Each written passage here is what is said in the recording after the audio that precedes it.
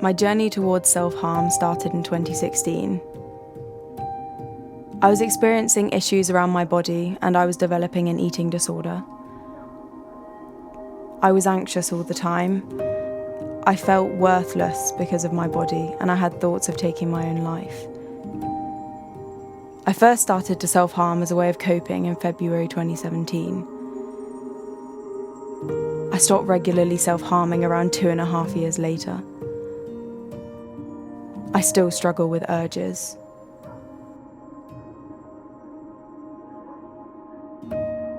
The first person to find out was my best friend in early 2017. She was aware of my struggles in eating as well as self-harming, and after a while became concerned that I needed professional help. She informed the school nurse of my eating disorder and self-harm, who then talked to me about my struggles. She told my parents and CAMHS, and I went into a CAMHS eating disorder service.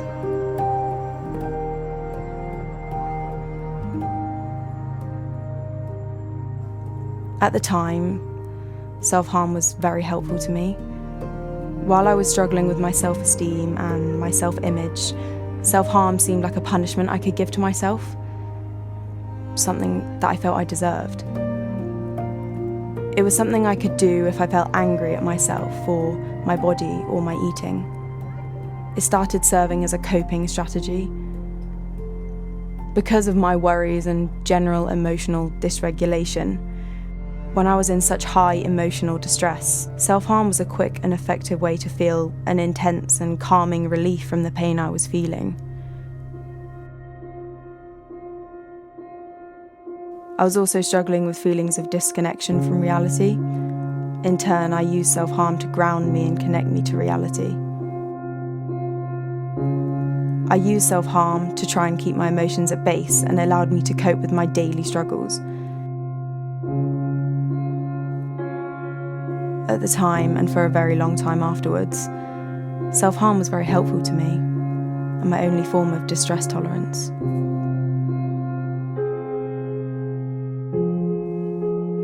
Looking back on my self-harm experience over the years, I see how unhelpful it was. What had started as a superficial coping mechanism developed into a habit, and then into a ritual. By 2018, my self-harm had become more severe and I was requiring medical attention every time. As my reliance on self-harm increased, I found myself finding more obscure and elaborate ways to hide it, and I didn't really seem to understand why people were so against it.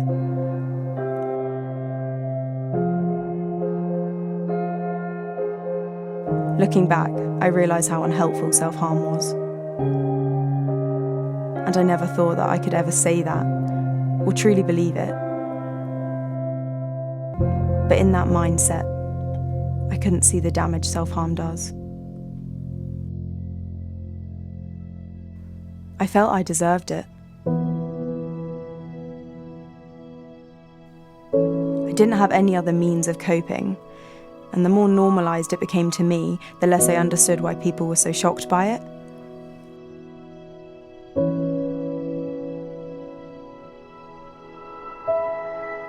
But most of all, the reason I couldn't change was because I didn't want to change.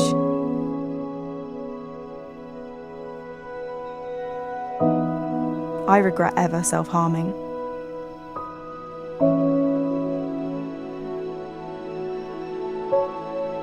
I wish someone had been there to tell me that it would feel good, but it was not okay to be doing it to myself. And that it's true when people say that I can recover from it, and it will be worth it. Because it is.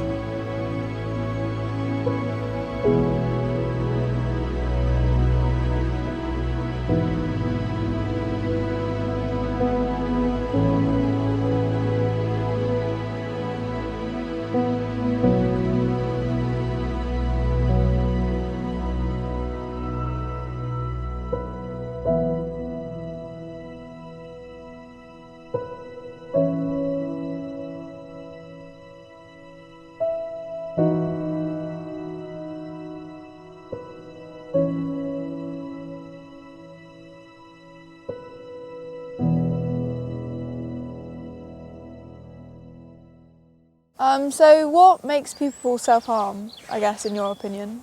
People can self-harm for lots of different reasons, or they can self-harm in lots of different ways.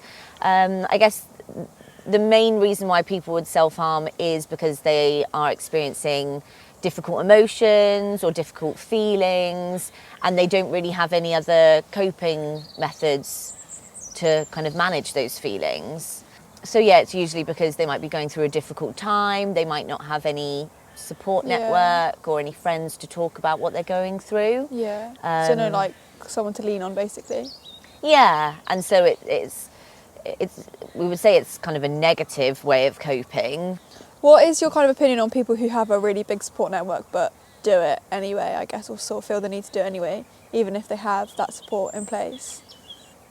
Well, it might be because they might have started self-harming when they didn't have a support network in place, and then it's become a bit of a habit or just something that it's a go-to. So although they might have their friends that would support them, actually it's become part of their life. So when they do have something difficult going on or difficult feelings, even if they speak to their friends about it, they also have that urge to also self-harm. Yeah, no, that's fair.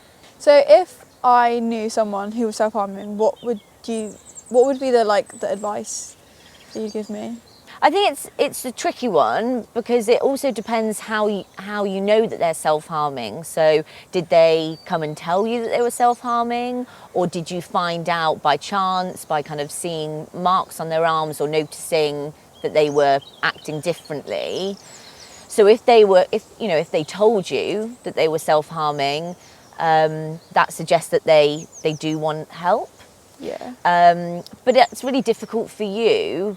They've put you in quite a difficult situation, quite a difficult position, because that's probably quite upsetting for you to hear that your friend's going through that. So I guess I would encourage you to encourage your friend to tell someone, either a parent or a teacher or an adult that they trust, because otherwise that's a lot of responsibility for you to take on yourself. Yeah, definitely. Like share it with others, with like someone in a higher position, I guess. With more control. With someone they trust. Yeah. And then if they don't have someone that they feel comfortable talking to, there are helplines where there are professional people that have experience of talking to young people that are self-harming, because some people might not feel comfortable talking to someone they know, and they might actually want someone that doesn't know who they are, doesn't know kind of where like they're anonymous, from. Yeah, so it can be completely anonymous, and then over time hopefully they build up that kind of confidence to go and talk to someone that they do know. Yeah, that makes sense.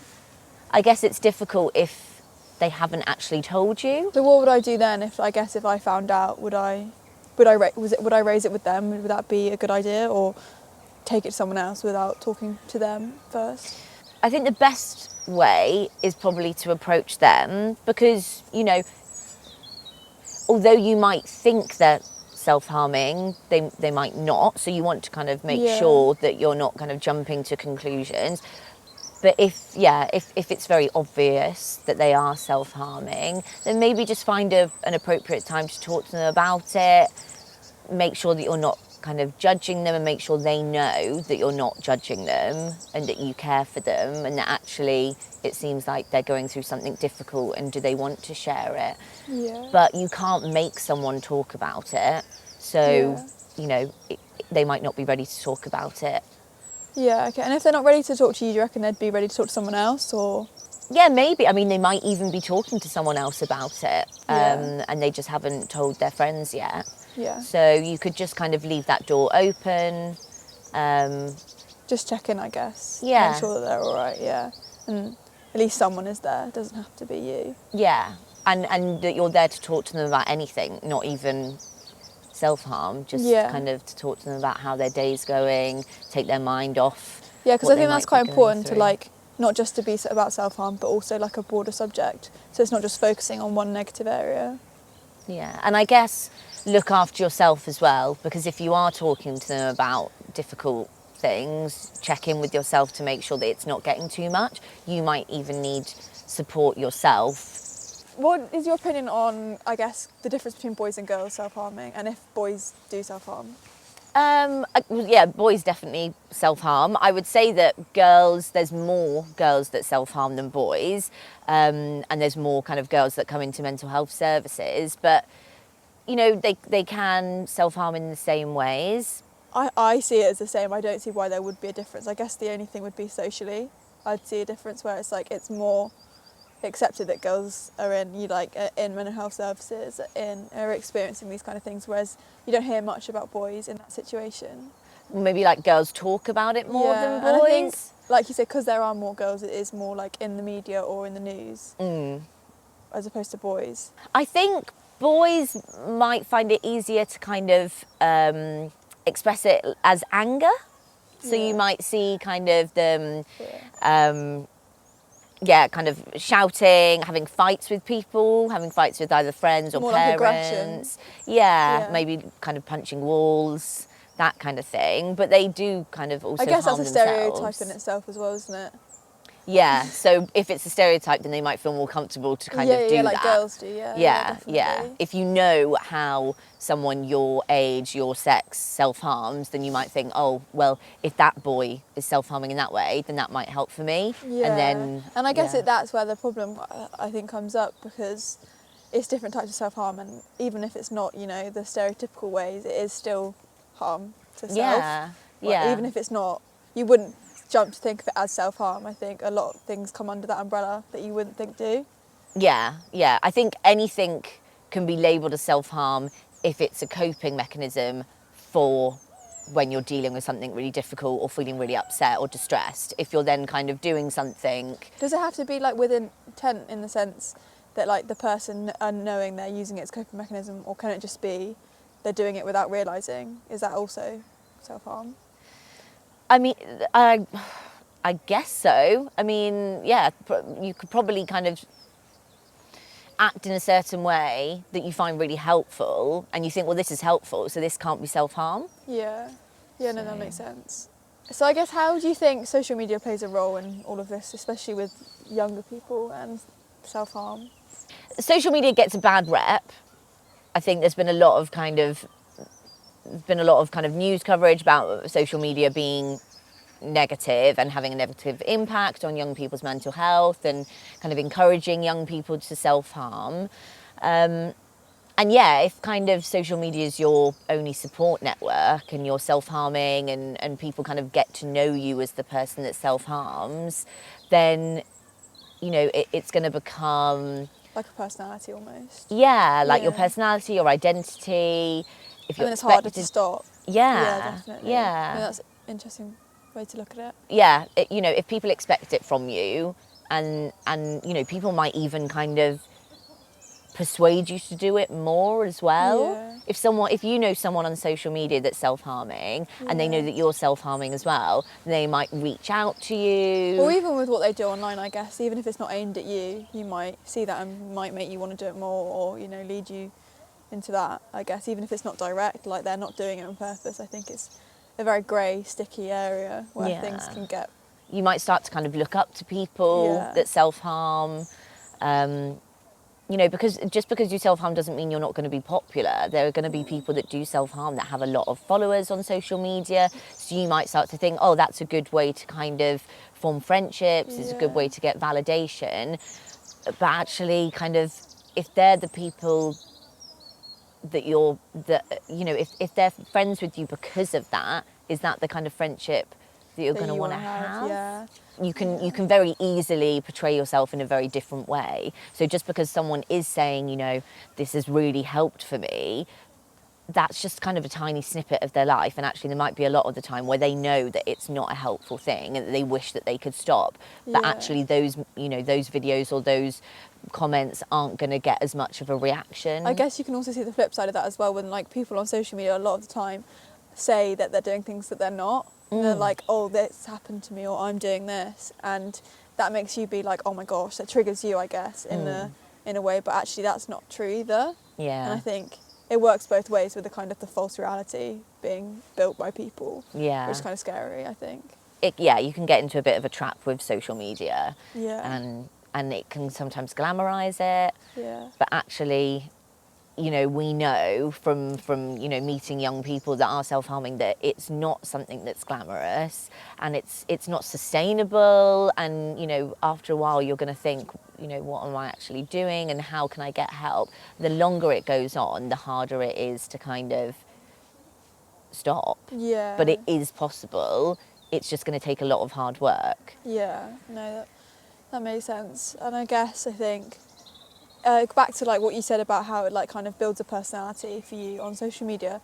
Do you think that can happen without social media? I guess with like just the way you, like if you have been self-harming for a while, is it how would you get out of that situation if you kind of identify as a self-harmer? I would kind of say, although it's not kind of the same as other addictions, it does have that kind of addictive quality in that when you try and stop, you're still going to have those thoughts of kind of being like, actually, if you self-harm, it's going to make you feel a lot better, because that's how you've learned to cope. You've Yeah, you, self-harmed, like, tricked and then yourself. yeah, so your brain is kind of wired to think that. So you need to challenge yourself to think, actually, it's not. So it is going to be really hard to kind of resist those urges, but then over time, your brain will start to kind of realize, actually, yeah, I was able to calm down or deal with it in a more effective way. Because I think, yeah, it's harder to stop self-harming than it is to self-harm. I think there's a lot of like, oh, poor you, or like it is a really difficult situation, but it's even harder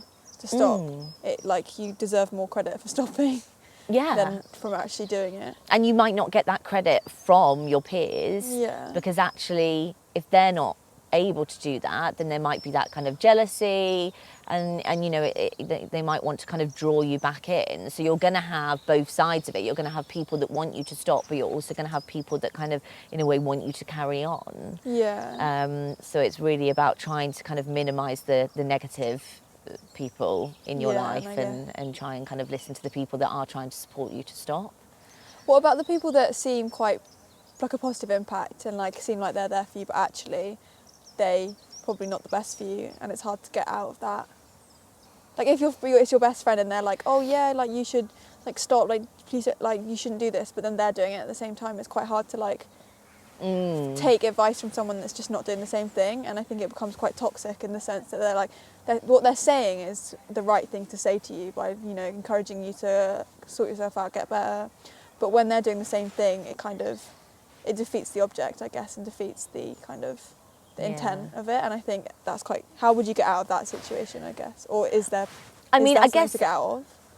they're saying the right things because they know that you know that is the right thing to do, to stop. But you know, it's easier said than done. So yeah, it's very easy for them to tell you not to self-harm, but actually for them to kind of follow their own, you know, advice is very difficult. So, you know, if you feel able to follow that advice, then you can always try. But yeah, I can understand why it would then be kind of a bit of a kick in the teeth, or a bit kind of annoying Yeah. if you then found out that your friend wasn't actually following their own advice. Yeah. But we all do that. We all give out Yeah. advice that we don't necessarily Yeah. kind of follow, you know, like eating healthy, doing exercise. You can say those things, but actually at the end of the day, do you do those things yourself? It was just about how with I guess the different like levels, people say levels, but you know, like not identifying that it's not about severity, like it can be just as bad and just as consuming and just as like destructive to your life, even if it's not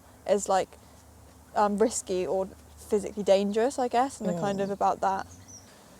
I guess it's because you can't expect someone who's been self-harming for so long to completely stop straight away. So yeah, like, you know, if there is a way that's kind of less risky in the sense that if something goes wrong, it's not going to put your life at risk, then if that's where you're on your path of kind of going down or stopping self-harm, then, you know, Yeah. that's all you can do. You can't just expect to stop self-harm straight away. You might have to actually find ways that are less risky. So if you haven't, we've spoken a lot about like a friend in a situation of if you tell your friend, but what if you are self-harming and you don't want to tell your friends for the reasons we've gone through, I guess, for like it might be unfair on them, how would you go out getting help? If you're at school, there will be people in your school, there will be teachers in your school that will have been kind of trained to pick up on signs that people might be self-harming, and they will have hopefully been trained to be able to talk to you about what you're going through and help you out a little bit. I know a lot of people wouldn't feel comfortable talking to their parents about it, but their parents might even suspect, but also don't feel comfortable talking to their child about it. But then there's loads of other, there's loads of other options, there's loads of other services, there are mental health services. There's also online services, there's phone lines. Yeah, I guess, what would your, not recommendation, but I guess what would you say, especially now while school is online, for people who are in school, if they can't, they're like school age, and they can't go to that specific teacher, like, would you say the online, I guess, and the phone line kind of things would be the go-to? Yeah. I mean, and there's even kind of online chat. So, some people don't feel comfortable talking over the phone. So actually you can kind of do like a WhatsApp type thing where you just kind of type on the computer or type on your phone, and then someone responds and gives you a bit of help. So it's just about exploring those options really and seeing which one works best for you.